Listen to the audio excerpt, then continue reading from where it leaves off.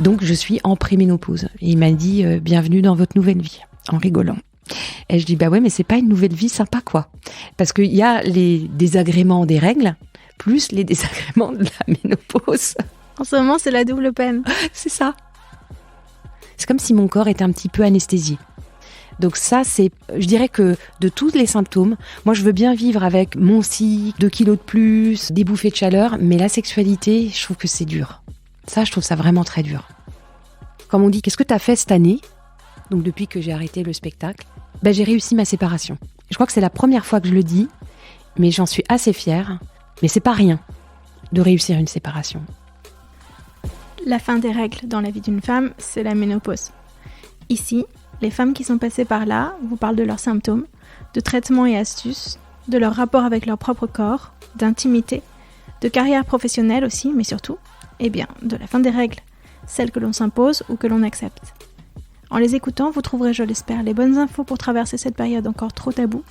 Et puis surtout, j'espère que vous prendrez un shot de confiance et de bonne énergie. Je m'appelle Odayo et j'ai 44 ans. Allez, venez.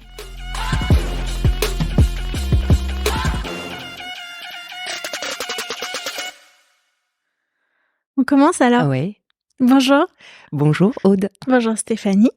On s'est rencontrés à la signature du livre de Benoît Raphaël, que moi je connaissais que de sa newsletter et son activité dans Flint. Mm-hmm.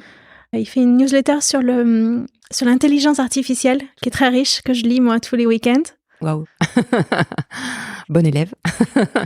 Et toi, tu l'as connu comment ? Alors, Benoît Raphaël, c'est un ami de mon compagnon, Cyril de l'Astérie. Voilà. Donc, il me l'a présenté. En fait, on s'est rencontrés la première fois au sommet de Méribel, qui est une sorte d'événement qui regroupe des entreprises, alors à l'origine qui était lié au web, au digital, et puis maintenant en fait ça regroupe toutes les entreprises. Et il se trouve que Benoît il parlait intelligence artificielle et Cyril et moi on parlait aussi, alors moi expression et Cyril plutôt intelligence artificielle aussi et l'avenir en fait, qu'est-ce que ça va remettre en cause. Et moi l'expression, c'est-à-dire la base, il n'y a pas de créativité, il n'y a pas d'imagination sans expression. Voilà. Donc on s'est connus comme ça et on s'est bien entendus. Ouais. Chouette. Alors du coup, on a discuté à cet événement. Moi, je me suis présentée et du coup, dès que je parle de ménopause, les femmes qui se sentent concernées me disent « Ah, mais moi aussi !» Et j'adore ces moments-là. Donc toi, t'es venue vers moi et dit « On a le même âge, on a 45 ans toutes les deux, c'est ça, hein ?» Exactement. Et t'as dit « Non, mais moi, c'est sérieux, les bouffées de chaleur, j'en ai déjà. » Donc, on a prévu cette rencontre d'aujourd'hui. Exactement. C'était pas vraiment le moment pour parler de ça, mais on en a profité comme quoi il y a pas de meilleur ou de moins bon moment pour parler ménopause. Bah oui, c'est vrai. Ça commence pour moi, disons la préménopause, parce que je suis toujours réglée, et assez bien réglée d'ailleurs. Tu veux dire que tu as des cycles très réguliers, tous les 28 jours, ça bouge pas ? Exactement. Ça bouge pas. Ça change pas ? Non. Et qu'est-ce que tu as comme symptôme ? Alors, je pense que le premier symptôme que j'ai eu, c'est la fatigue. C'est une énorme fatigue. Tu t'es inquiétée ? Alors, pour tout te dire, moi, j'avais mis ça sur le compte de la vaccination de la Covid. Oh là là, c'est pas bien. Non, mais je me suis dit, peut-être c'est ça. Comme je ne savais pas et que le seul changement qu'il y avait eu dans ma vie, c'était cette vaccination. Donc, je me suis dit, parce que tu sais, j'avais lu qu'il y avait pas mal de femmes qui avaient eu des cycles perturbés. Oui. Donc, je me suis dit, peut-être. Par le Covid. Exactement. Ouais. Ou par la vaccination. Ou par la vaccination. Voilà. Donc, je me suis dit, c'est peut-être un des avantages de la vaccination. Je savais pas. Mais une fatigue, si tu veux, à m'endormir sur mon café. C'est-à-dire, c'était des envies de sommeil qui étaient assez violentes et je ne pouvais pas faire autrement que de me recoucher. Ça arrivait surtout le matin. Ah voilà. Oui. Et ça arrive toujours. Donc, c'est assez handicapant. Et tu dors bien ? Alors, je dors moins bien parce que effectivement, sont arrivées assez rapidement les bouffées de chaleur. Donc, effectivement, je me réveille parce que je suis complètement trempée, ça me gêne, donc je dors pas très très bien et j'ai du mal à me rendormir. Alors, est-ce que cette fatigue, elle est liée à un mauvais sommeil ou c'est lié à autre chose ? Parce que c'est quand même assez violent, hein. Je sais pas. Et derrière, un changement d'humeur, ouais, ça peut arriver. C'est-à-dire être parfois un peu down, ou alors un peu très énervée, parfois même en colère, ou plus impatiente que d'habitude, des choses comme ça. Donc effectivement, ça fait très réaction hormonaux, femme de la quarantaine. J'en ai parlé à mon gynéco, on a même fait des examens sanguins pour voir où j'en étais. Sur les hormones, c'est ça ? Ouais.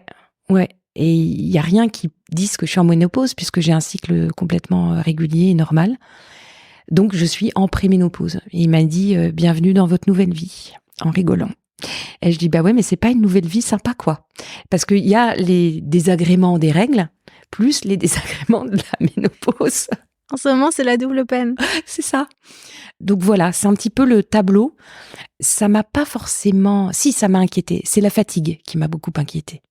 Oui, parce que tu as cru que ça allait durer toujours et que c'était... Ouais. Tu connaissais pas la cause. Si c'était le Covid, si ça pouvait être une sorte de déclenchement de Covid long, oui, ça pouvait faire peur. Exactement. Donc ça, j'en ai pas vraiment parlé au gynéco. J'en ai parlé à un médecin généraliste où je lui ai dit mais écoutez, c'est pas normal cette fatigue. Moi, j'ai jamais été comme ça. J'ai jamais ressenti une fatigue aussi violente qui nécessite que je me recouche. C'est souvent le matin, donc il y avait quand même des choses assez précises. Il m'a dit non, bah c'est ça, c'est la préménopause. Et ça peut durer 10 ans. Bienvenue. Donc je me suis dit waouh, 10 ans comme ça va pas le faire. Enfin, ça va pas le faire. Il faudra bien que je m'en accommode. Mais alors j'ai pris des plantes pour. Quelle marque ? Alors quelle marque ? Si tu me les cites, je vais peut-être te dire oui ou non. Non, je sais pas. Ah, tu peux pas. En tout cas, je connais Cérélis et je connais Millet comme super marque. Non, alors c'est ni l'une ni l'autre. C'est ni l'une ni l'autre, ça va peut-être me revenir. En tout cas, c'est naturel, puisque je peux pas prendre d'hormones, étant donné que je suis encore réglée. Donc c'est à base d'huile de bourrache, de zinc, etc. Ça n'a pas fait grand-chose. Voilà, ça n'a pas amélioré ma fatigue, ça n'a pas amélioré mes bouffées de chaleur. Donc j'étais un peu déçue. En plus, ça coûte assez cher, donc du coup, tu te dis, bon, c'est quand même un investissement, ce serait bien que ça marche. Pas vraiment. Bon, tu essaieras les marques que je te donne. Alors ça marche. Tu verras si et je reviendrai témoigner. Oui, ça marche. Parce que pour l'instant, tu subis les symptômes, mais tu n'as pas vraiment moyen de les soigner efficacement. Exactement. Ça fait déjà 2 ans que ça dure, alors ? Alors, ça fait, pour la fatigue, oui, ça fait 2 ans. Pour les bouffées de chaleur, c'est plus récent. Je dirais que ça fait, je sais pas, peut-être 6 mois, un truc comme ça. Donc c'est comme si en fait les symptômes arrivaient par vagues. Donc j'espère qu'il n'y a pas autre chose. Peut-être aussi. Est-ce que tu as par exemple des douleurs articulaires ? Alors j'ai pas de douleurs articulaires. J'ai parfois mal au sein, mais ça c'est... Juste avant les règles ? Non, pas forcément. Un peu tout le temps. Comme des fourmillements dans les seins. Alors comme j'ai allaité ma dernière, je vois bien, parce que j'ai 3 enfants, je vois bien ce que c'est que ce genre de sensation, en fait, comme des fourmillements dans les seins. Donc comme des montées de lait. Sympa. Et parfois, effectivement, plus de douleurs. Alors je les ressens, ces douleurs, parce que je suis une semi-marathonienne.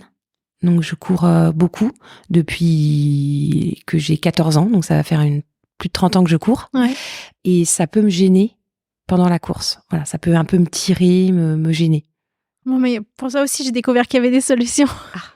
Les feuilles de chou, c'est ça ? Non, pas du tout. Mais justement, j'ai fait une interview avec la fondatrice de Millet et elle a développé un sérum. On se masse les seins avec et elle dit que c'est immédiat. D'accord. Bon, bah, écoute, volontiers. Faudrait que tu essayes. Oui, c'est ça. Donc, voilà. Mais c'est pas très régulier, c'est pas tout le temps, c'est pas...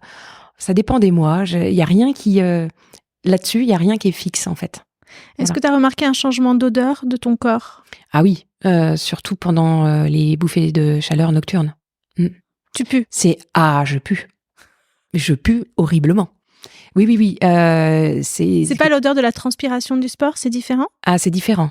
Non, c'est pas du tout la même odeur. Je saurais pas comment qualifier cette odeur, mais c'est une odeur que je ne me connaissais pas. Donc c'est pas hyper évident, c'est pas très glamour quand t'es avec ton compagnon et que oui, ça me gêne moi parce que je me sens et ça me gêne. Déjà, je suis trempée. Enfin, j'aime pas du tout cette sensation. C'est pas. Est-ce que tu prends une douche en pleine nuit ? Non, j'avoue, pas du tout. Bah déjà, j'ai du mal à dormir, donc si je me lève pour prendre la douche, là, c'est fini. Donc non, Non, non. J'essaye de m'aérer, d'enlever la couette. Enfin, bref, je dors toujours la fenêtre ouverte. Donc ça, c'est un basique. C'est devenu un basique. C'est devenu... Alors, ça l'était déjà avant, parce que j'aime bien avoir de l'air frais dans la chambre. Mais là, maintenant, c'est systématique. Hein. Ah non, c'est pas possible. J'ai jamais mis le chauffage dans ma chambre. Mais là, je suis encore plus attentive à ce genre de choses. Ouais. Est-ce que tu as eu un changement sur ta peau? Est-ce que, par exemple, tu souffres de sécheresse vaginale ou d'inconfort? Ma peau est peut-être plus sèche de façon globale. Et oui, les sécheresses vaginales commencent à arriver. Ouais, c'est beaucoup plus marqué qu'avant. Enfin, même avant, j'en avais pas, quoi. Je souffrais pas du tout de ça. Est-ce que ça a un impact sur ta vie amoureuse et ta vie sexuelle? Ah bah oui, ça a un impact, ouais. Donc du coup, on passe plus de temps sur les préliminaires. Parce que du coup c'est plus du tout la même chose. Même l'envie, je dirais que l'envie a changé. Alors moi j'avais un appétit sexuel assez important. Maintenant il est un petit peu moins important. Faut vraiment me solliciter, qu'on soit bien, qu'on soit détendu en vacances. Que j'ai la tête à ça en fait. Alors qu'avant pas du tout. C'était pas du tout le cas. Ça a été une grande tristesse pour moi. Parce que déjà, il faut faire comprendre ça au partenaire. Oui. Et que ça n'a rien à voir avec lui. Ça n'a rien à voir avec le désir qu'on a pour lui. Enfin, que j'ai pour lui. Alors que, lui, il le prend pas comme ça. Il se dit, mais mon Dieu, pourquoi tu me désires plus? Qu'est-ce qui se passe? Bah non, c'est pas ça du tout. C'est moi qui n'ai plus de désir, qui n'ai plus de sensation. Même, je ressens moins les choses, en fait. C'est comme si mon corps était un petit peu anesthésié.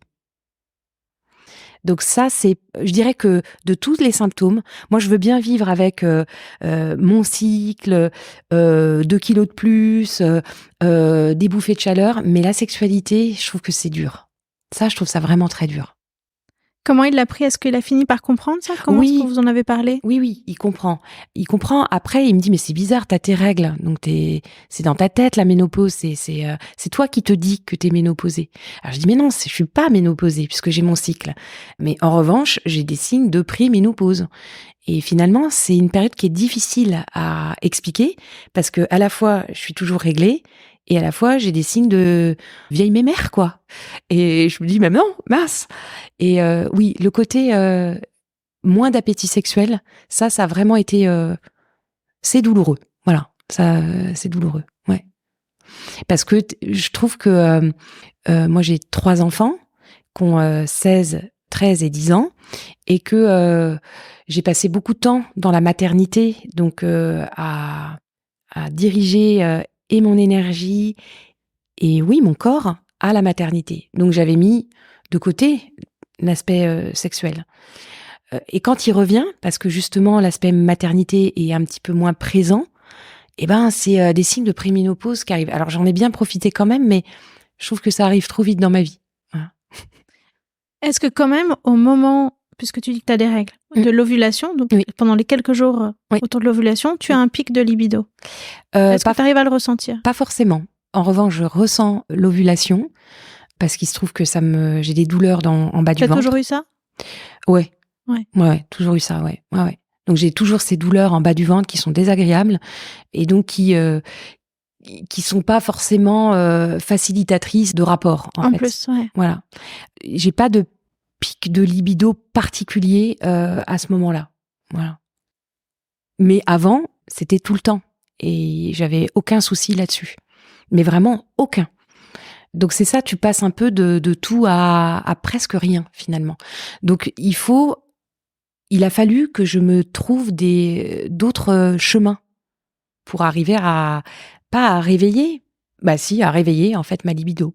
T'as trouvé quoi? L'amour que j'ai pour mon compagnon, je pense que ça c'est impératif. Et puis en fait le désir qu'il a pour moi me permet d'avoir du désir tout court en fait, que ce soit pour moi-même ou pour lui. Je sais pas si c'est très clair. C'est très très clair. C'est vraiment c'est le moment de la relation, c'est ce ressenti que tu as d'une relation qui existe et qui est forte. Exactement. Qui te rapproche. En fait, c'est son regard, c'est son désir, c'est son toucher, c'est ses mots aussi qui font que voilà, ça va redéclencher ma libido, mon envie, etc. Donc C'est plus long, c'est moins immédiat, mais au moins on trouve une solution ensemble en plus. Donc il se sent pas. Je me permets de te poser une question encore plus. Oui, vas-y. Mais du coup, je comprends que c'est difficile de lancer l'acte d'amour. Oui. Mais quand vous êtes dedans, est-ce que tu retrouves les sensations d'avant ? Oui. En revanche, oui, ça c'est toujours très fort et voilà. Je sais pas du tout si c'est. Non, c'est formidable. C'est formidable de précision. Ouais, d'accord. Voilà. Donc, est-ce que c'est, je sais pas s'il y a d'autres femmes qui sont comme moi. En tout cas, moi, ça m'a aidée. Voilà, de me focaliser peut-être sur effectivement mes images, mon imaginaire et le désir du partenaire. Ça c'est magique. C'est magique. Ces compliments, mais c'est pas juste pendant l'acte, c'est tout le temps en fait. C'est l'amour qu'il a pour moi, c'est son regard, mais de tout le temps en fait, et qui permet effectivement que si j'en ai pas tellement envie, de me remémorer tout ça en fait. Et ça c'est quand même super. C'est une super aide, c'est une super bouée de sauvetage. Il y a pas à dire. C'est l'essentiel. Oui, ouais. Alors après, je suis quand même moi frustrée. Je me dis, oh mince, avant je démarrais au quart de tour, j'aimerais bien récupérer ce quart de tour, quoi. Alors on y arrive quand effectivement on est en situation de vacances ou de week-end un peu prolongé, etc., qu'on est loin de tout. On est, c'est comme si on était de nouveau pas des inconnus, mais des nouveaux amants l'un pour l'autre, etc. Donc c'est très appréciable avec cette antériorité d'amour, de tendresse, de connaissance, etc. Donc c'est très très appréciable. Donc ça marche, mais pas tout le temps. Est-ce qu'on peut revenir sur ce qui s'est passé au tout départ quand tu as commencé à comprendre que c'était la préménopause alors que tu avais même pas 45 ans ? Qu'est-ce que tu as ressenti ? En fait, c'est vraiment, pour moi, je l'ai vraiment compris avec l'arrivée des bouffées de chaleur et les 2-3 kilos en plus. Ils sont où ces kilos ? Ils sont sur la bande abdominale. Ah ouais, très caractéristique. Voilà. Bon. Alors comme je suis relativement mince, les gens ils me disent mais non, mais moi je le sens. Ça aussi ça a joué, je pense, dans ma relation avec mon propre corps, parce que j'aime pas ce petit gras qui est venu s'installer là, je l'aime pas du tout. En plus je suis sportive, donc du coup je me dis merde, hein, si ça m'arrive à moi, c'est pénible. Donc ça a forcément joué dans l'image que j'avais de moi-même. Et peut-être aussi dans le fait de me sentir peut-être moins à l'aise dans ma sexualité ou dans la séduction. Ah oui ? Alors que jamais mon partenaire m'a fait quelconque réflexion. Jamais. Il dit toujours que je suis très belle, que je suis bien faite et tout. Alors que moi, je me dis, non, mais qu'est-ce que c'est que ces petits bourrelets, là ? Quand tu te regardes dans la glace, tu focalises là-dessus ? Un peu, ouais. Un peu. Alors, il se trouve en plus que j'ai eu, quand j'étais plus jeune, des soucis de troubles du comportement alimentaire. T'étais anorexique ? Oui, on peut dire ça comme ça. Donc, du coup, c'est vrai que ça vient rappeler des vieux démons où je me dis, mais mince, j'arrive plus à maîtriser, du coup. Est-ce que c'est parce que tu as des fringales que tu as grossi, ou est-ce que tu manges comme d'habitude et ça fait plus la même chose sur ton corps ? Alors, je pense que... laisse-moi réfléchir. Je pense que ça n'a plus les mêmes effets. Voilà, je pense que jusqu'à il y a très peu de temps, je pouvais avoir des excès dans tout et je grillais tout parce que j'étais très sportive, etc. Or maintenant, c'est vrai que c'est peut-être un peu plus difficile de perdre ces 2-3 kilos. Voilà. J'arrive pas à les perdre. Alors, est-ce que je veux vraiment les perdre ? Parce que j'ai un petit peu plus de seins. Et t'aimes bien ça ? Oui. Moi qui en ai jamais eu beaucoup, du coup je trouve ça pas trop moche, et puis surtout mon partenaire trouve ça très joli.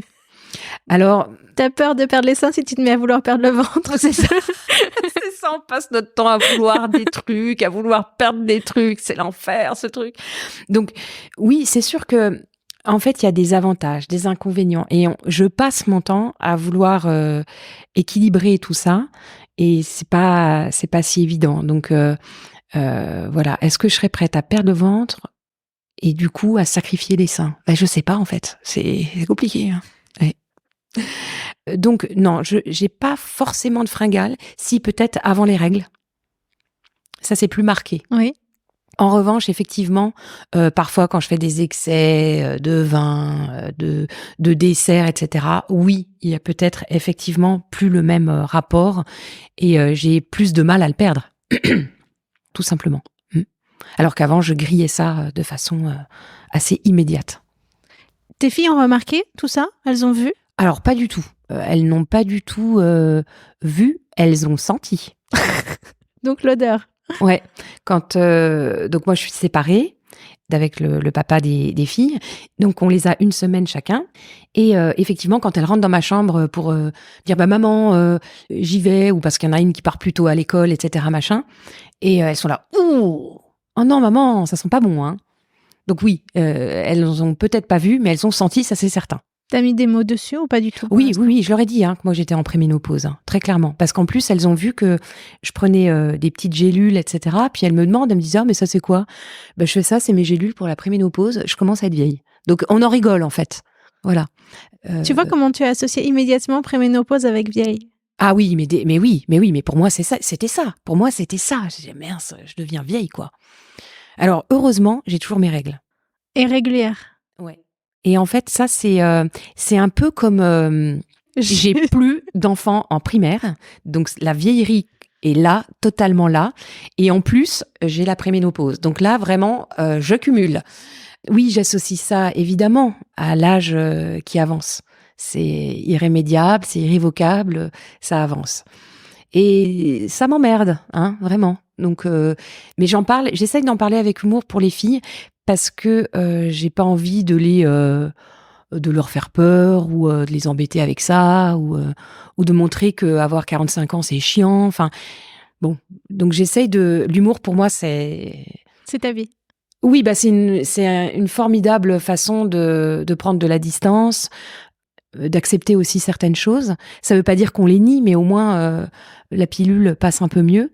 Donc voilà, on en rit et puis je dis les choses surtout. Voilà, je prends de l'huile de bourrage parce que j'ai des bouffées de chaleur, parce que je suis fatiguée, parce que voilà. Donc oui, ça c'est dit, c'est pas du tout caché.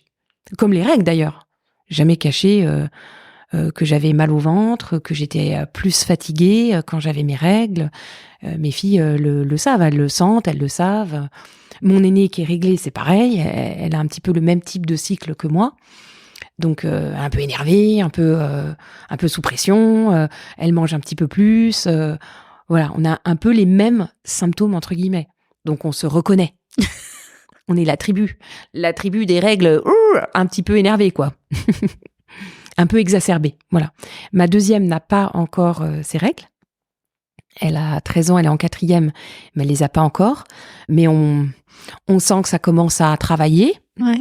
Les hormones, les changements d'humeur, parce que c'est vrai que l'expression oh là là, elle est de mauvais poil, elle doit avoir ses règles. C'est vrai que c'est chiant quand les hommes nous le disent ou quand d'autres femmes nous le disent, mais il y a un peu de vérité. C'est la réalité. On peut être très sensible du point de vue de l'humeur aux changements hormonaux, comme on peut ne pas l'être du tout, ça dépend des femmes. Exactement. Et ça dépend du moment de la vie. Tout à fait. Et moi là-dessus, les règles, c'est on sait quand je les ai, on sait quand je vais les avoir. Et ben voilà. Donc je suis un petit animal très sensible, très hormonal, voilà. Et mon aîné est un petit peu pareil.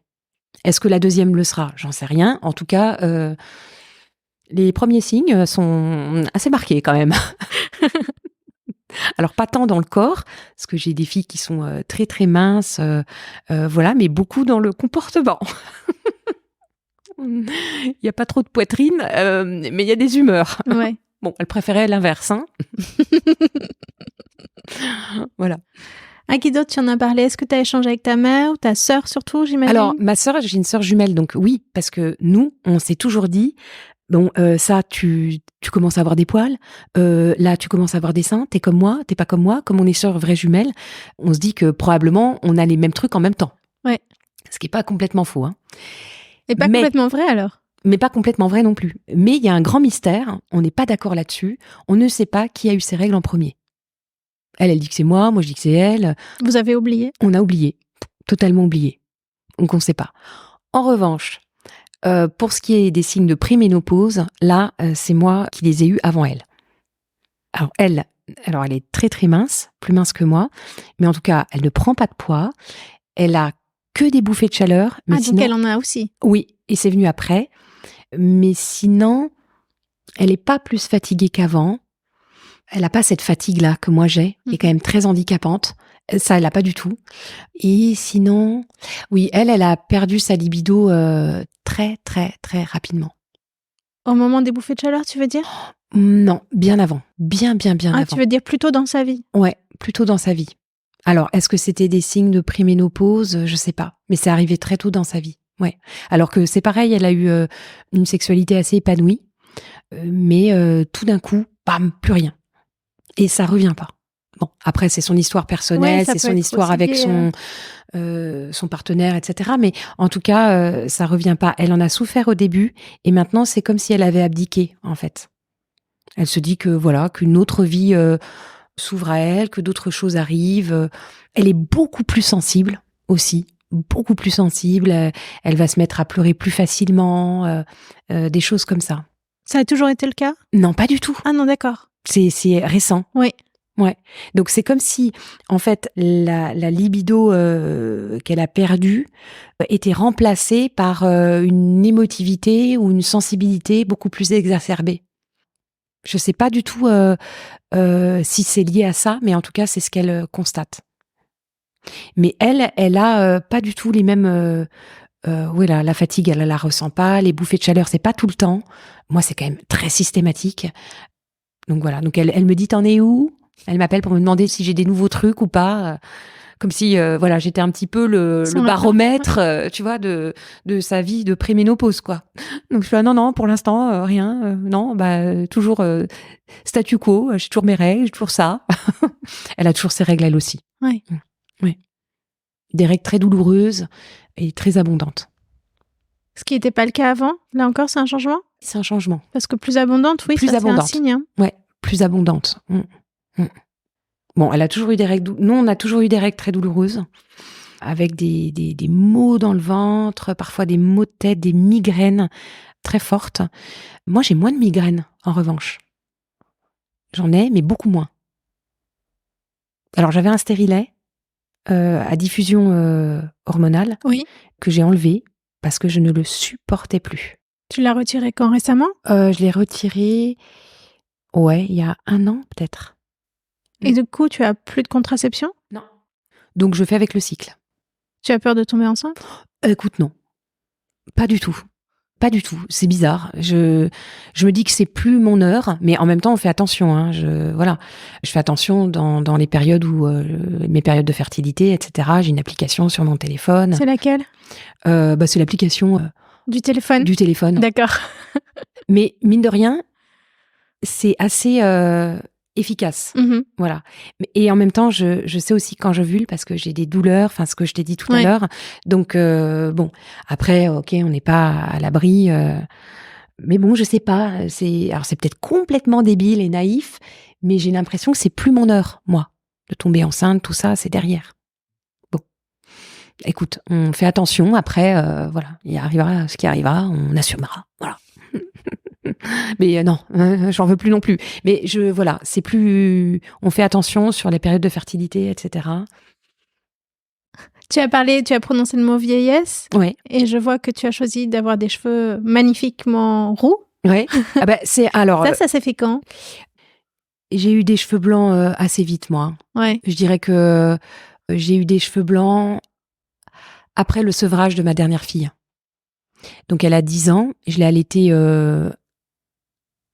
allaitée presque ou 10 mois, plus de 10 mois. Donc après, j'ai eu le retour de mes règles. Oui. Et rapidement après, j'ai eu des cheveux blancs. Vers 36 ans. Ouais, 37, 38 ans. Un truc comme ça, ouais. Et vraiment trop pour les garder blancs. Ah oui, non. Oh là là. Ah, je suis pas du tout prête à ça. Ah non, je fais des colorations. Je suis pas du tout prête à laisser le blanc m'envahir. Non. En plus, moi, j'ai les cheveux bouclés. Mm-hmm. Donc, ils sont... Et je vois bien qu'ils changent, mes cheveux. De nature, tu veux dire ? De nature, ouais. Ils sont beaucoup plus secs. Ils ont tendance à être un peu paille. Et ça, c'est la structure du cheveu quand il commence à devenir blanc. Mais Et le non. fait de faire une couleur, ça leur redonne une nouvelle texture ou c'est seulement... Oui, ça leur donne un peu plus de souplesse, un peu plus de brillance, un peu moins paille. Donc là, d'ailleurs, il faut que j'y retourne dans pas longtemps. Alors, j'essaye d'attendre un peu quand même, de pas me jeter sur un coiffeur et hop, la coloration. Mais je tiens pas plus de 2 mois. Hein. Non. Parce que ça commence, oui, c'est les racines. Après, ça se voit. Alors, même s'ils sont bouclés et que je les ai un peu clairs, ils sont pas très, très bruns. Donc, ça se voit un peu moins que les brunes. Mais ça se voit. Et moi, je le sens. Et je le sens à la texture. Et ça, je suis pas du tout prête. Et alors, mes filles, non plus. Elles sont pas prêtes à te voir avec des cheveux blancs. Ah non. Alors, pour elles, là, c'est directement... tu ressembles... J'ai la chance encore d'avoir ma grand-mère. Donc, qu'elles appellent grand-mamie. Et elles me disent, oh non, là, tu ressembles à grand-mamie, c'est pas possible. Chez le coiffeur. Ouais, c'est les pads qui te guettent. Hein. Non, c'est pas possible. Donc voilà, et mon compagnon non plus.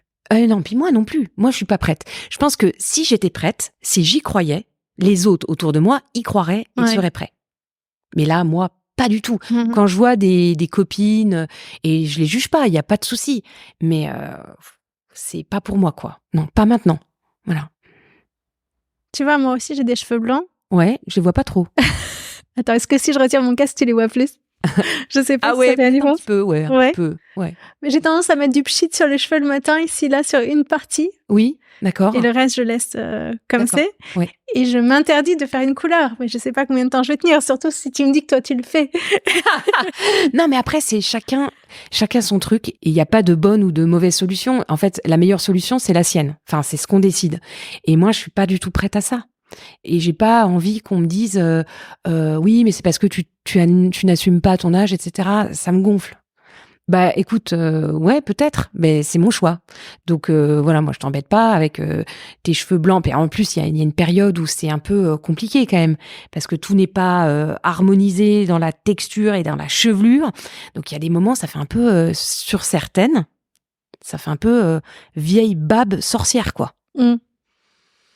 Donc ouais, c'est bien les sorcières, elles sont... Oui, c'est des guérisseuses, si j'étais les sorcières. dans le Larzac, tu sais, les gros clichés. Non, voilà, je suis pas prête à ça. Et voilà, peut-être un jour, je dis pas, mais là pour le moment, no way les gars.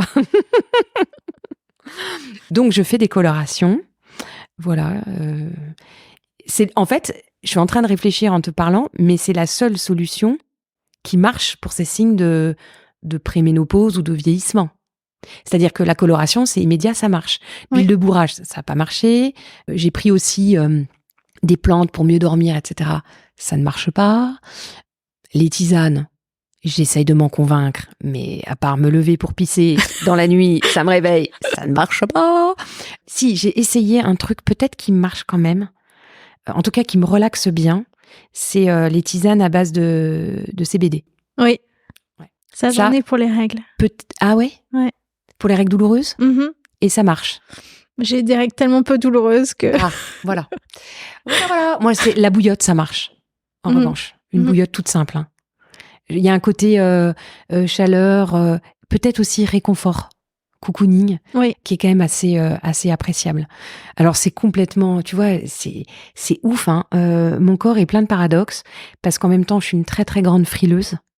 Donc j'ai tout le temps froid, donc j'ai toujours besoin de bouillotte. Genre il y a 2 jours, je matais un film sur Arte avec ma bouillotte. Il y a 2 jours, on est en plein mois de mai, hein. Mais bon. Et en même temps, je me tape des grosses bouffées de chaleur de ouf la nuit, quoi. Mais elles sont que la nuit en fait, tu en parles jamais, la nuit. Jamais la journée. Ah non, jamais. Oh là là, je touche du bois. Oh non, ça me suffit la nuit, pas la journée. Non, voilà. Et donc effectivement, la coloration, c'est le seul truc qui marche vraiment sur tous mes soucis. Mais tu vois, comme c'est difficile de faire la part de simplement symptômes physiques de ménopause et effets long terme du vieillissement. Oui. On parle toujours des deux ensemble. Oui, hein. Oui, c'est ça. Oui, tout à fait.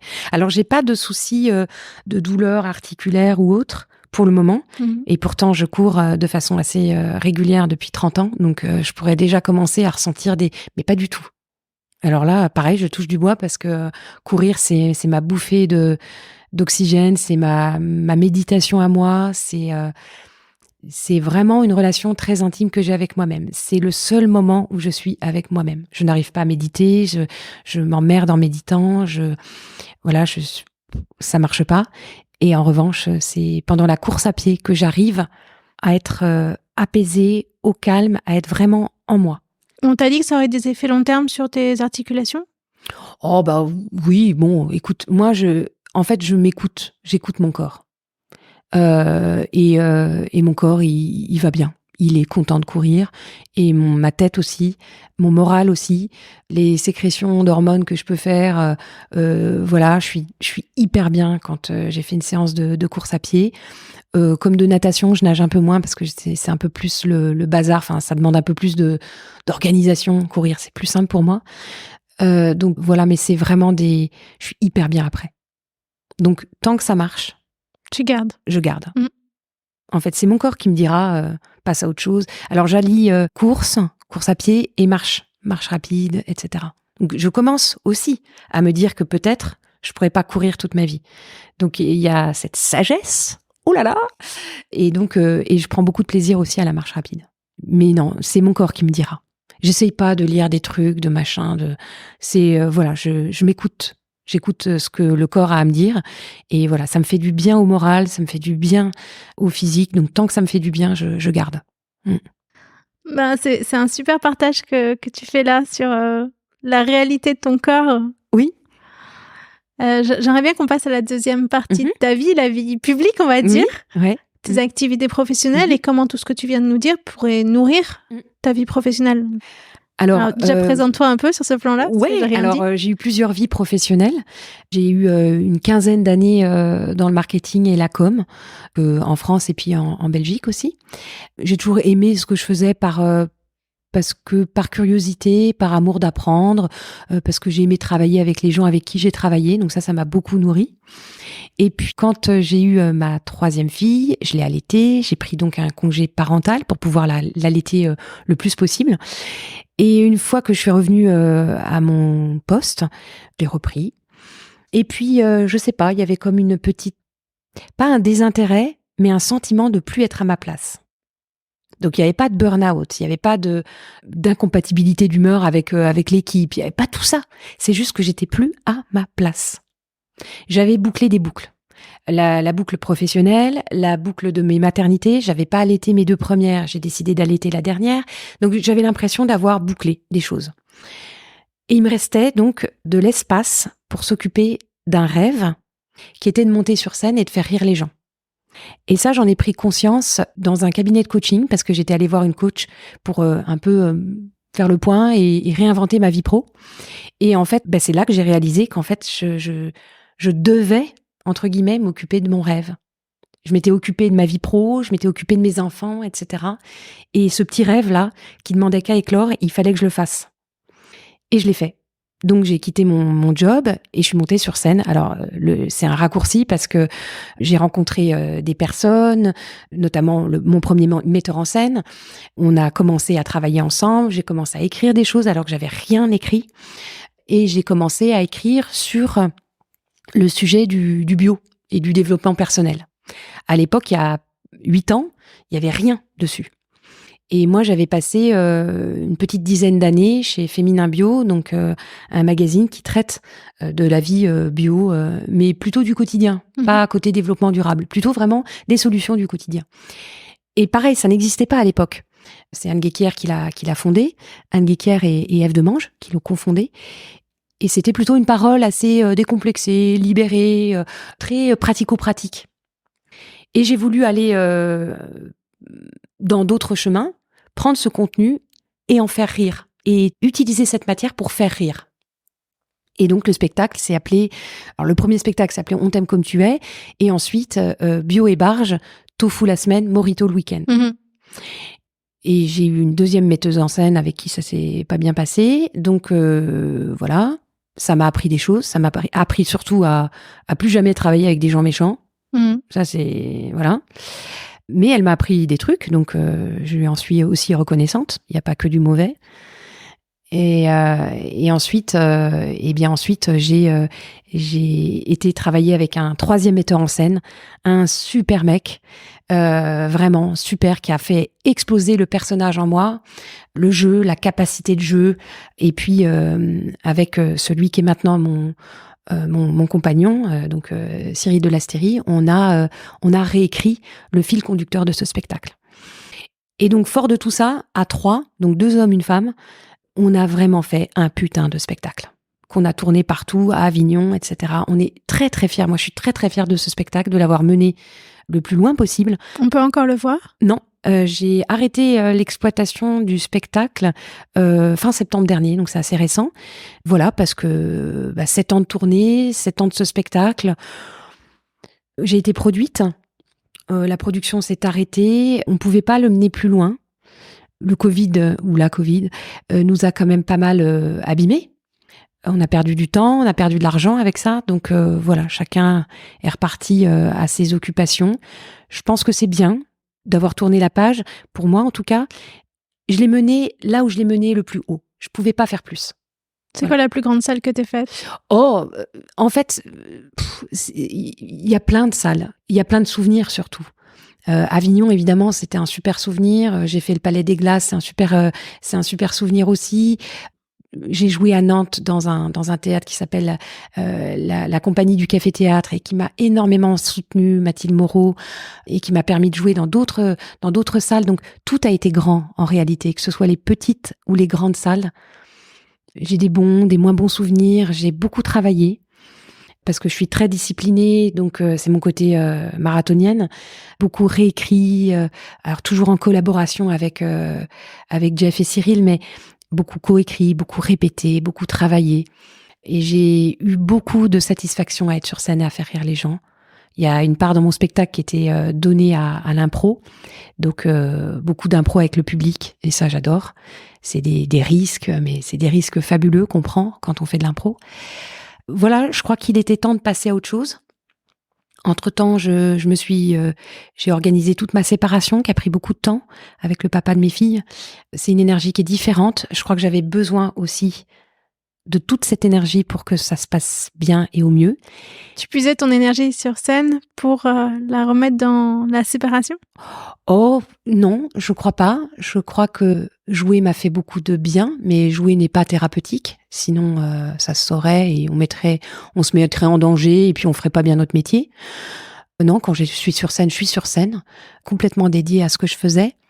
Mais c'est vrai que l'énergie de la maternité, l'énergie de l'éducation n'est pas l'énergie de la scène, n'est pas l'énergie de la créativité. Elles sont souvent pas contradictoires, mais en tout cas, elles se complètent pas. En tout cas, pour moi. Donc vraiment, j'ai toujours séparé un peu les dossiers. C'est-à-dire qu'il y a une semaine où tu es maman et une semaine où tu as pas les filles, et du coup, tu peux plus facilement créer ? Ouais, alors oui, clairement. Ah, clairement. Clairement, parce que c'est pas du tout la même énergie. Moi, j'avais été coachée par une coach vocale assez réputée dans le métier des chanteurs. J'avais fait ça juste avant de partir à Avignon. C'était pour pour que ma voix tienne, parce que je suis pas microtée, moi. C'est ma voix. Mmh. Et même dans les grandes salles. Alors, dans les très grandes salles, si, je le suis. Mais à Avignon, en tout cas, je le voulais pas. Je voulais que ce soit ma voix et pas une voix déformée par le micro. Et donc, du coup, j'avais peur de perdre ma voix. C'était ma grande peur. C'était ma grande peur de perdre ma voix. Et donc, j'ai travaillé avec une coach vocale. C'était super. Et elle m'a dit que c'est elle qui m'a fait prendre conscience que l'énergie de la création n'est pas l'énergie de la maternité. Elle m'a dit, tous les gens qui te diront, elle me dit, c'est des cons et ils savent pas ce que c'est. Et c'est vrai. C'est vrai, c'est une énergie c'est pas la même, quoi. C'est duel. C'est pas duo, c'est duel. Et c'est vrai, par exemple, j'ai jamais emmené mes enfants en tournée ou quoi. Jamais. Quand je suis sur scène, je suis sur scène. Je suis comédienne, je suis pas maman. Alors évidemment que elle me nourrit, c'est évidemment que leur amour me nourrit. C'est indéniable. Mais quand je suis sur scène, je suis sur scène. Et après, quand je suis maman, je suis maman. Je mélange pas les deux. Je peux pas. En tout cas, moi, je peux pas. Et peut-être que effectivement, comme on dit, qu'est-ce que t'as fait cette année ? Donc depuis que j'ai arrêté le spectacle, j'ai réussi ma séparation. Je crois que c'est la première fois que je le dis, mais j'en suis assez fière. Déjà, je me le dois pas qu'à moi-même, hein, je le dois aussi au papa des filles, mais c'est pas rien de réussir une séparation. Et on peut y arriver. Avec beaucoup d'amour pour l'histoire que ça a été, avec beaucoup d'amour pour nos enfants, avec beaucoup d'amour pour soi-même aussi. Et alors je le dis, ça fait un peu bisounours, mais ça n'a pas toujours été dit comme ça. Et ça n'a pas toujours été vécu comme ça. Il y a des périodes de colère, de violence, de désespoir, de dire qu'on va pas y arriver, que ceci, que cela. Mais au final, oui, je crois que j'ai réussi ma séparation. Et peut-être que j'aurais pas pu la réussir si j'avais encore été sur scène. Parce que quand tu es sur scène, en tout cas moi quand je suis sur scène, on remet à plus tard des questions.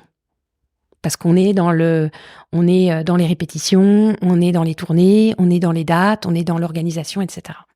Donc, tant que tu es là-dedans, t'es pas ailleurs pour résoudre d'autres problèmes qui sont peut-être plus importants. T'es que dans le présent, c'est ça ? Oui. Dans le présent, dans l'anticipation de l'organisation. Mais le vrai sujet, c'est-à-dire ma vie, la vie de mes enfants, la vie de mon nouveau compagnon, la vie du papa de mes enfants, c'est des vraies questions existentielles que je devais régler avant de passer à autre chose, avant de démarrer d'autres projets, etc. Donc ça m'a pris peut-être un an pour résoudre ça. Donc c'était bien que j'arrête aussi le spectacle pour ça. Pour t'occuper de toi ? Ouais, de nouveau, pour dire voilà, on va ranger les choses, on va fermer des enveloppes, on va pas les oublier, on va les mettre je vais les mettre dans mes souvenirs. Et c'est toujours aux côtés du cœur, hein. Les souvenirs, c'est quand même dans le cœur. Et on va être bien avec ça. Et depuis que je suis bien avec ça, que les choses avancent, oui, je me suis remise à écrire. Mais je crois que j'avais besoin de libérer de la place, en fait. Hein. Pour écrire, pour créer, on a quand même besoin de place. Que ce soit la place physique ou de la place dans son cerveau, dans son cœur, dans son énergie. Voilà, donc j'avais besoin de ça. Moi, après, les autres, c'est peut-être très différent. Mais voilà. Et puis, c'est vrai que l'arrivée de cette préménopause, de la fatigue, il a fallu dompter ça. C'est-à-dire, il a fallu que j'apprivoise que je fasse avec. Et j'ai eu un manque d'idées, j'ai eu beaucoup de fainéantise, une période comme ça, un peu de mollesse, qui a été dur à accepter, mais que maintenant, je me dis, bon, voilà, c'est comme ça, j'ai besoin de ça, j'ai besoin de paresse, peut-être. Donc, pareil, ça a été difficile à accepter, cette paresse. C'est comme ce petit gras dans le ventre, quoi. Ce moment où tu te dis, je sais pas quoi écrire, j'ai rien envie d'écrire, voilà. Je me suis retrouvée un peu là-dedans. Et donc, je me suis dit, peut-être qu'il faut que je règle les problèmes un à un, et concentrer l'énergie, peut-être le peu d'énergie que j'ai en ce moment pour faire ça. Et puis ça va revenir. C'est des cycles. Donc voilà, donc j'accepte les choses, j'accepte de tourner la page, j'accepte la fin de mon spectacle, j'accepte cette paresse, le petit ventre, les cheveux blancs, mais pas sans douleur. Mais voilà, on doit composer, nous les femmes, avec tout ça. Alors je dis nous les femmes parce que les hommes ils sont moins sujets à ces emprises hormonales, mais en tout cas nous on doit faire avec. Oui. Voilà. Parfois dans la colère qu'il faut pas réprimer, parfois dans le sabotage. Parfois quand je me sens pas bien, je me sens toute molle avec ce petit ventre, cette petite paresse, j'ai tendance à me dire de toute façon je suis nulle, j'ai plus d'idées, voilà, ou même si on me propose ça, de toute façon je vais pas y aller parce que je vais pas être bonne.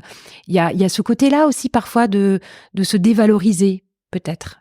Mais tu veux dire que c'est nouveau ça ? Non, c'est pas nouveau, mais je trouve que je le ressens un peu plus. Je me sens peut-être plus vulnérable depuis tous ces symptômes. Oui. Plus vulnérable. Ouais. Moins guerrière, moins combattante. Alors peut-être tu vas me dire, oui, mais c'est peut-être ta situation personnelle, la fin de ton spectacle, etc. Peut-être. Mais c'est vrai, un peu plus méfiante, vulnérable. Voilà. Mais je pense que tout ça sont des cycles et que peut-être il faut que j'apprivoise ça.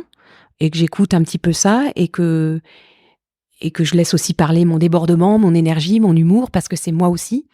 Et que, voilà, faut équilibrer toutes ces forces et toutes ces faiblesses, parce que ça peut être des petites faiblesses, c'est comme ça. C'est pas négatif de dire qu'on a des faiblesses. Voilà, c'est une autre façon de marcher. C'est une autre façon d'être dans la vie.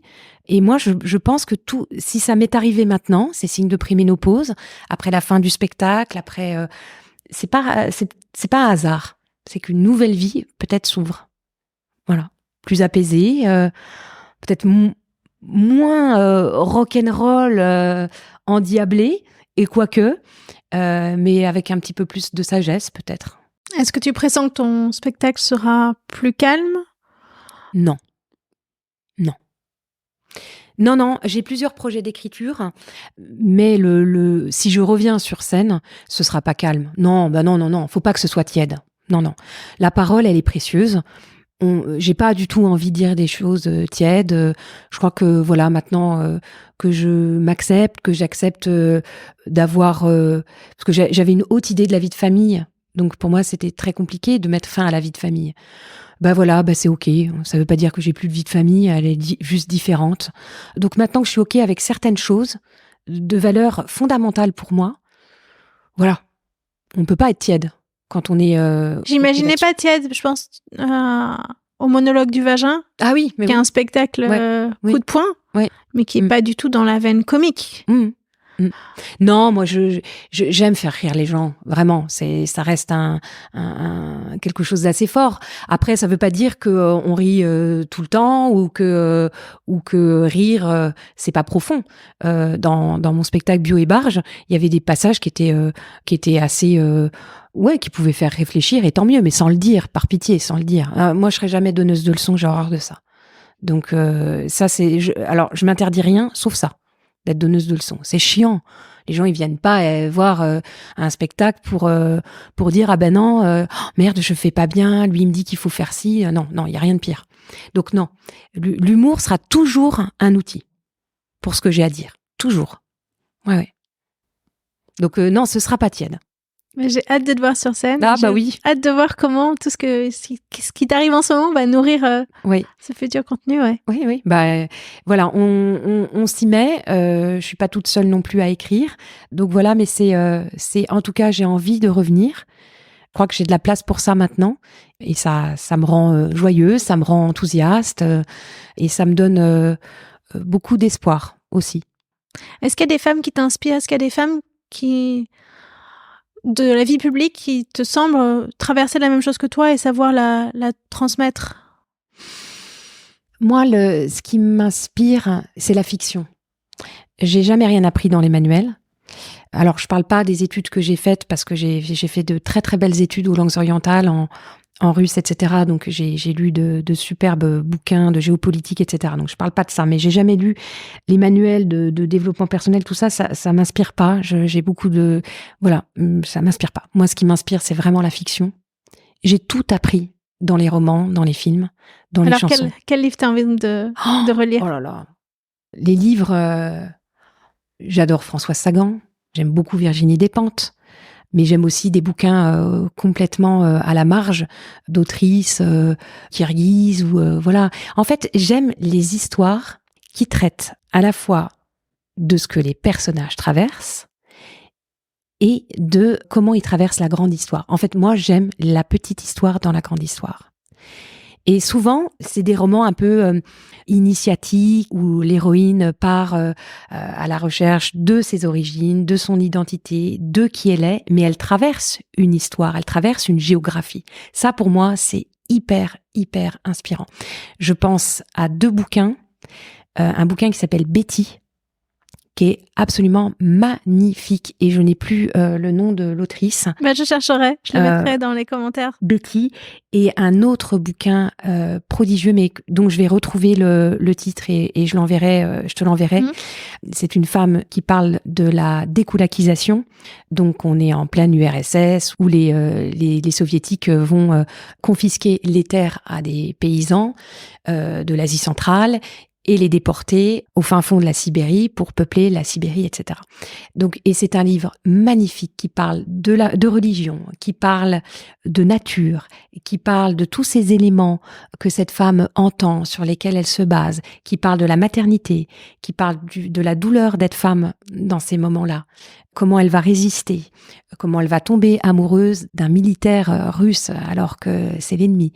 voilà, toutes ces contradictions, toutes ces violences et malgré tout toute cette beauté, toute cette nature en laquelle elle croit, sa religion qui est l'islam, mais qu'elle ne peut pas vivre puisque les Russes l'empêchent de vivre son islam. Mais c'est un islam aussi pétri d'esprit de la forêt.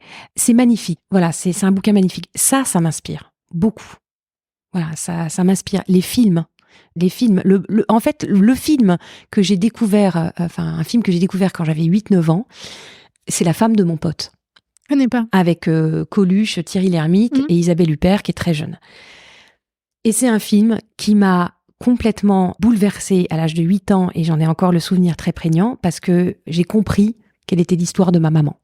Une histoire compliquée entre deux hommes.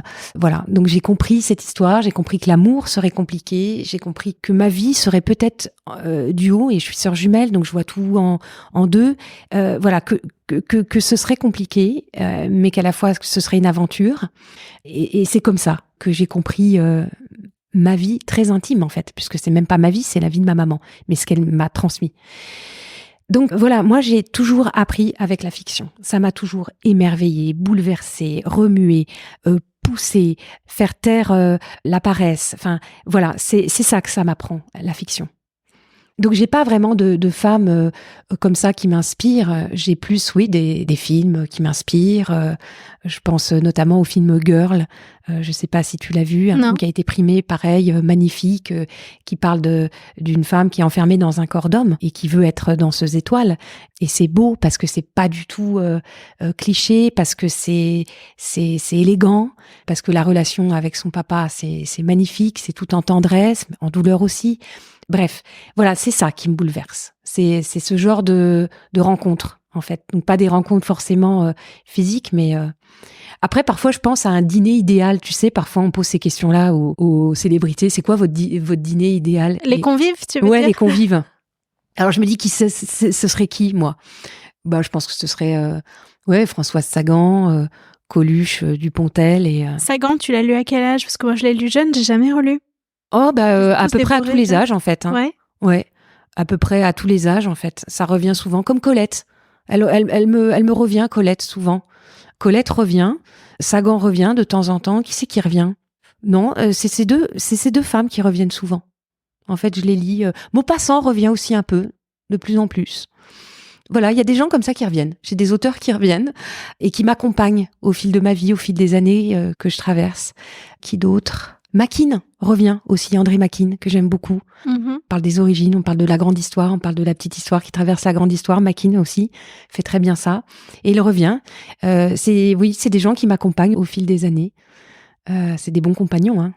Alors, un dîner idéal, oui, ce serait Françoise Sagan, ça, sans aucun doute.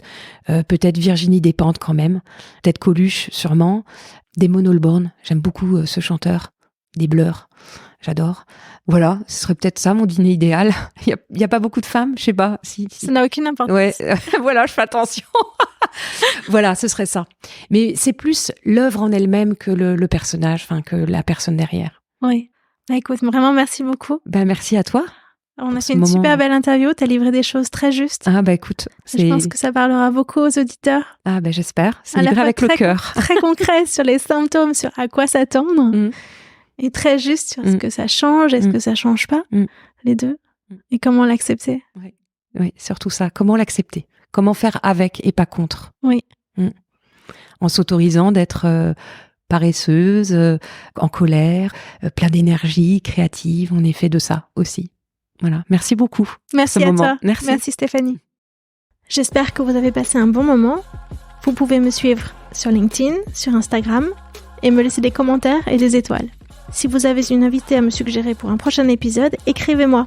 À très vite.